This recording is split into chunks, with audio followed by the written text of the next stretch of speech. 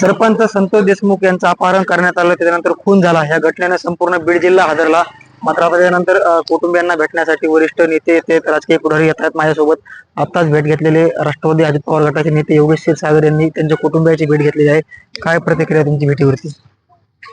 ही अत्यंत दुर्दैवी घटना मस्साजोगला घडलेली आहे आणि अशा प्रकारे लोकप्रतिनिधी 15-15 वर्ष लोकात राहणारे यांचं जर अपहरण करून हत्या होत असेल तर याच्यापेक्षा दुर्दैवी बाब मला वाटतं लोकशाहीसाठी नाही.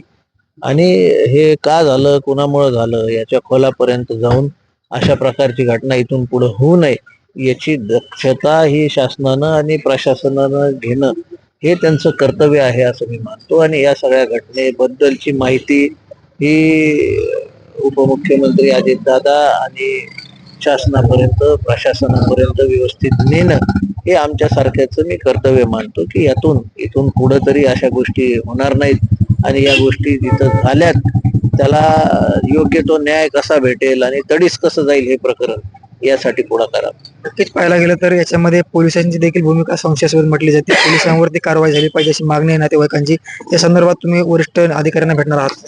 अगदी बरोबर आहे. प्रायमा फेसी जर माहिती घेतली जी आज भेटली आम्हाला इथं त्याप्रमाणे 3 आणि 3.5 तास अपहरण झाल्यानंतर गुन्हा नोंद होत नाही आणि त्यासोबतच जेव्हा मृत्यू झालाय किंवा काही दुःखद घटना त्याच्या पुढची घडली असं पत्ता लागल्यावर गुन्हा नोंद होतो की प्रशासन काय झोपलंय का काय अशा प्रकारचं वातावरण हे बीड जिल्ह्यात आणि या तालुक्यात झालेलं आहे. केस तालुक्यात आता तर यामध्ये वरिष्ठ अधिकाऱ्यांशी आणि नेत्यांशी बोलून इथून पुढे असं होणार नाही, बीडचं वातावरण चांगलं राहील यासाठी चांगले अधिकारी बीडला येतील याची दक्षता सुद्धा ही शासनानं घेतली पाहिजे आणि ही सगळी माहिती आम्ही वर देणार. नक्कीच पाहायला गेलं तर बीडचा बिहार होतोय असा अनेकदा समोर आलेला आहे. परळीमध्ये देखील एका व्यापाऱ्याचं अपहरण झालं, इकडे दुसरीकडे अपहरण खून झालेला आहे. या घटना थांबता थांबेनात या संदर्भात तुम्ही अजितदादांना भेटणार आहात? हो नक्कीच, दादांना भेटून परिस्थितीची माहिती देणं. आज त्यांना दूरध्वनीवर पण मी आज स्वतः संपर्क करून हे सगळी परिस्थितीची माहिती देणार आहे.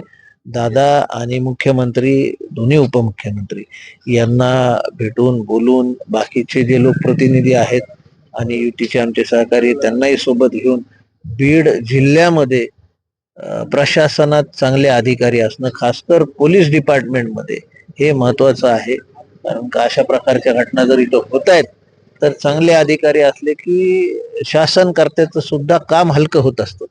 चांगले अधिकारी असल्यावर आम्हाला सुद्धा लोकप्रतिनिधी म्हणून काम करत असताना अशा अडचणी जेव्हा येतात ते त्या ठिकाणी त्या डिपार्टमेंटला त्या पोलीस चौकीपासून ते थेट SP ऑफिस पर्यंत चांगले अधिकारी असले तर तिथंच ह्या गोष्टी दबतात.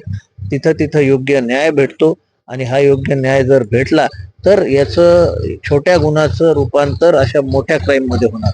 नक्कीच होते योगेश क्षीरसागर त्यांनी आज संतोष देशमुख यांच्या कुटुंबियांची भेट घेतलेली आहे. घटना क्रूर आहे, जे गुन्हेगार आहेत त्यांना सक्त सजा मिळाली पाहिजे अशी देखील त्यांनी भूमिका मांडलेली आहे. याची संपूर्ण माहिती मी अजितदादांना देणार आहे असं देखील त्यांनी म्हटलेलं आहे. योगेश काशीद, बीड.